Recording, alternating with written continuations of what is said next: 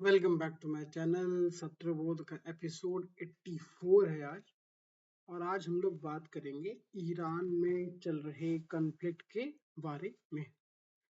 अब जो ईरान का कन्फ्लिक्ट है उसके लिए पैरेलल ढूंढिए आप। पैरेलल है आपका वेनेजुएला।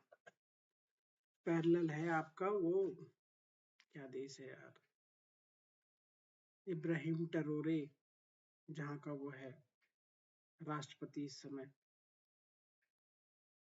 संगकारा क्या नाम था उसका। पॉइंट इज सिंपल सी बात, आपकी किस्मत खराब है अगर आपके पास रिसोर्सेज हैं। दूसरी किस्मत खराब है कि आपके पास जो है उस रिसोर्सेज को निकालने की जो है वो मशीनरी नहीं है। ठीक है। फिर तीसरी किस्मत खराब है कि आपने जो है वो जो रिसोर्सेज निकालने वाले देश हैं उनके बारे में आपने विरोध करने की कोशिश करी है। ठीक है। अब तीन देश हैं, तीनों की बात करते हैं। ठीक है। तो लड़ाई शुरू होती है, पहले तो ब्रिटिश शासन था ईरान में। ठीक है।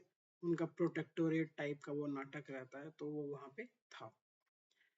तो ये शुरू होता है नाटक आपका। डार्सी करके एक आदमी रहता है जो कि ऑस्ट्रेलियन माइनर रहता है, कोयला निकालता है ऑस्ट्रेलिया से। वो जो है वो ईरान जाता है। वो ईरान के राजा से बात करता है और उनको कह देता है कि अब इसके बाद जितना भी ऑयल निकलेगा ईरान में वो सारा का सारा जो है वो मेरा होगा। ठीक है। और 16% आपको मिलेगा, बाकी सारा का सारा जो है वो मैं रख लूंगा। ठीक है। 1908 में ऑयल मिलता है। तो देखा जाए तो ऑयल की डिस्कवरी जो है वो ब्रिटिशर्स ने ही की। इसमें समय भी लगता है, इसमें जो है साधन भी लगता है, इसमें पैसा भी लगता है। ऐसा कहते हैं, मुझे तो लगता है ये फर्जी की स्टोरी है, लेकिन ऐसा कहते हैं कि तब तक जो है डार्सी के सारे पैसा खर्चा हो चुके थे इन 8 सालों में। और उसके बाद सारा का सारा पैसा उसको दे के जो है वो यूके की कंपनी, यूके के देश ने जो है उनका वो सारे राइट्स, डार्सी के जितने राइट्स थे 60 साल के लिए उसको राइट्स मिले थे 1901 से 1960 तक। ठीक, वो सारे राइट्स जो है वो खरीद लेती है ब्रिटेन की सरकार। ठीक है। अब यहीं से इनकी किस्मत जो है वो लगभग लगभग बंडल होना शुरू हो जाती है। ठीक है। तो अब यहाँ से वो तेल निकालना शुरू हो जाता है और लोगों में एक तरीके से वो भी डिसेंट भी आने लगता है कि क्यों ये जो है हमारे यहाँ से तेल जो है वो निकाल रहे हैं। और उसी बीच में फिर देखिए, ब्रिटिश ने ये किया। ठीक है। अमेरिका ने वेनेजुएला कर रखा है और फ्रांस ने आपका वो नाइजर करके देश है, उस देश में बवाल मचा रखा है। अब नाइजर की क्या कहानी है। नाइजर में जो है वो गोल्ड निकलता है, नाइजर में जो है यूरेनियम निकलता है, या नाइजर में और आपके ढेर सारे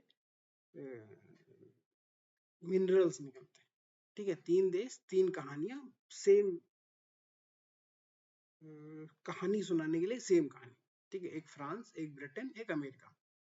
अमेरिका के लिए वेनेजुएला, तेल निकला, तेल के लिए सौदा किया। जिसने तेल के लिए सौदा किया था उसने कहा हमको बेईमानी हो रही है, हमको फायदा कम हो रहा है, तुमको फायदा ज्यादा हो रहा है। तो उस चक्कर में उसने फिर जो है वो लड़ाई कर ली और आज वेनेजुएला बर्बाद है। ठीक है। फिर आ गए ब्रिटेन पे। ब्रिटेन ने ईरान से दोस्ती करी तेल निकालने के लिए। तेल निकल रहा था, फिर उन्होंने कहा हमको तेल निकालने में कम फायदा हो रहा है, तुमको तेल निकालने में ज्यादा फायदा हो रहा है, तुमसे लड़ाई। अब ईरान भी उस समय बर्बाद हो गया था, अभी और बर्बाद हो रहा है। फिर यही कहानी फ्रांस में नाइजर। इस समय जो कहानी है वो इब्राहिम ट्रेोरे की है। इससे पहले 77 के आसपास संगकारा करके कुछ नाम था उनका, उनको नाम याद है। एक वीडियो मैंने इसमें बनाया, मैं ऐड कर दूंगा उसका लिंक जो है। तो उसमें जो है वो उनको मरवा के उनके एक दोस्त को जो है वहां का राजा बना दिया गया और 30 साल तक उसने राज किया। 2014 में वो भागा है देश छोड़ के। और भागा कहाँ, भाग के गया ये फ्रांस। फ्रांस में जाके वो रहने लगा। तो देखिए सेम कहानी चल रही है। अब इसमें बहुत सारी चीजें आएंगी जाएंगी कि ये आया फिर वो आया, फिर ईरान ने ये किया वो किया, ये सब बेवकूफी की बात है। सीधी सी एक बात है कि प्रॉफिट्स के लिए ये लड़ाई हो रही थी। प्रॉफिट्स के लिए लड़ाई शुरू की गई और प्रॉफिट्स के लिए ही रेजीम को चेंज किया गया, बाय हुक और बाय क्रुक। ठीक है, अब इसमें थोड़ी सी वो है कि 1931 की कहानी अगर ईरान की जानी जाए तो 336 मिलियन का ऑयल रेवेन्यू था और 1000 मिलियन का टैक्स जो है वो ब्रिटेन को दिया था ईरान ने। ठीक है, फिर आपके ये आ जाते हैं मोहम्मद सादिक, सॉरी हाँ मोहम्मद सादिक 1951 से 1953 तक। तो अब इन्होंने जो है वो भाई देश के लिए जो है ये लड़ने की इन्होंने कोशिश करी, तो इनको जो है वो ऑपरेशन एजैक्स लगा के इनका कू करा दिया गया और पता नहीं क्या क्या करके फिर इनको सत्ता से हटा दिया गया।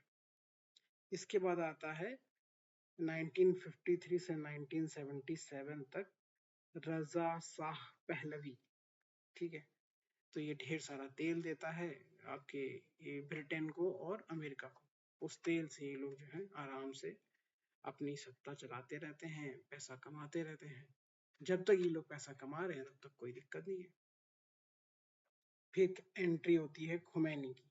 खुमैनी आते हैं 1979 में और आके कहते हैं कि जो ये शाह है ये जो है अन इस्लामिक है, इसने जो है औरतों का पर्दा हटा दिया है, इसने जो है सारी खराब चीजें जो अगर ईरान में हो रही हैं तो ये शाह के चक्कर में हो रही हैं और ये आएंगे तो सब कुछ सही कर देंगे।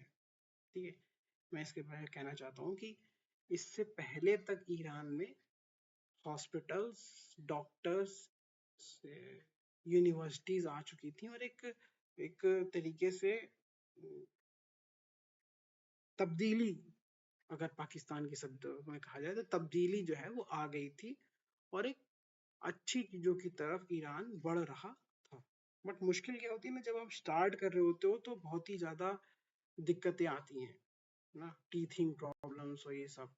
तो उसमें जो लोग काबिल थे, जो लोग राजा के पास थे, उनको तो भाई यूनिवर्सिटीज में एडमिशन मिल रहा था, उनको पैसा मिल रहा था, वो चीजें क्रिएट कर रहे थे। लेकिन जो लोकल लोअर क्वालिटी में लोग थे उनके पास काम नहीं था या फिर उनको उस चीजों का फायदा नहीं मिल रहा था, वो शराब नहीं पी पा रहे थे, वो जो है वो बिना पर्दे के घूम नहीं पा रहे थे ना। तो कुछ लोगों के लिए फायदा था, कुछ लोगों के लिए वो फायदे उतने अलॉटेड नहीं थे। वैसे अभी भारत में भी ये बात कही जा सकती है, देखिए लड़ाई लगाने के लिए चीजों को ढूंढा जाता है ना। अफगानिस्तान में तो कोई ऑयल रिसोर्सेज नहीं था, फिर भी वहां पे उस चीज को क्यों वो करके जो है रेजीम को गिराया गया। फिर 9/11 का सारा जिम्मा जो है अफगानिस्तान पे आ गया है? जबकि करने वाले सारे सऊदी थे। तो ऐसा कैसे हो गया? अपने टारगेट्स चुने जाते हैं, विलेंस जो हैं वो चुने जाते हैं। सऊदी को विलन नहीं बनाया गया और अफगानिस्तान को विलन बना दिया गया। यही हाल आपका ईरान का भी है। ईरान ने कई चीजें गलत करी हैं, जैसे आपका सबजुगेशन ऑफ वुमेन, और फिर तीन चार चीजों को और अगर किया जाए तो उन्होंने किया है, बट उन्होंने साइंस पे ध्यान दिया है, उन्होंने वेपन इंडस्ट्री पे ध्यान दिया है और बहुत सारी चीजें उन लोगों ने अच्छी भी करने की कोशिश करी है।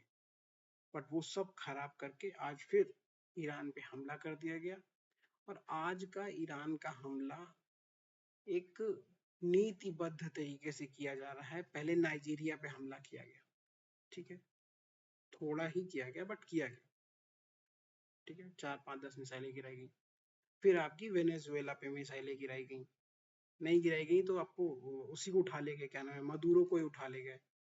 वो बहुत ज्यादा पास है आपके, तो वहां पे आपने सिविलियंस को नहीं मारा भाई, आपको डर लगता है कि वहां के सिविलियंस कल को जो है वो बम लगा के ना फूट जाए, तो आपने वहां पे मिसाइल से हमला नहीं किया, आपने उसके लीडर को ही उठा लिया वहां से। ठीक है, फिर आ गया ईरान। ये सब ऑयल प्रोड्यूसिंग कंट्रीज हैं, नाइजीरिया भी, वेनेजुएला भी और आपका ईरान भी। तो ये सारी जो लड़ाई हो रही है वो चाइना को कंटेन करने के लिए हो रही है, ना ही डेमोक्रेसी बचाने के लिए, ना ही वुमेन राइट्स के लिए, ना ही और किसी चीज के लिए। सारी की सारी लड़ाई जो है वो ऑयल पे ग्रिप बनाने की हो रही है दोबारा से। अब इसके बाद अगर ईरान डिसमेंटल हो जाता है या हार जाता है या बर्बाद हो जाता है, उसके बाद नंबर लगेगा आपका रशिया का, क्योंकि वही वो लास्ट देश है जो पूरे दुनिया को और खास करके भारत और चाइना को जो है ऑयल दे रहा है।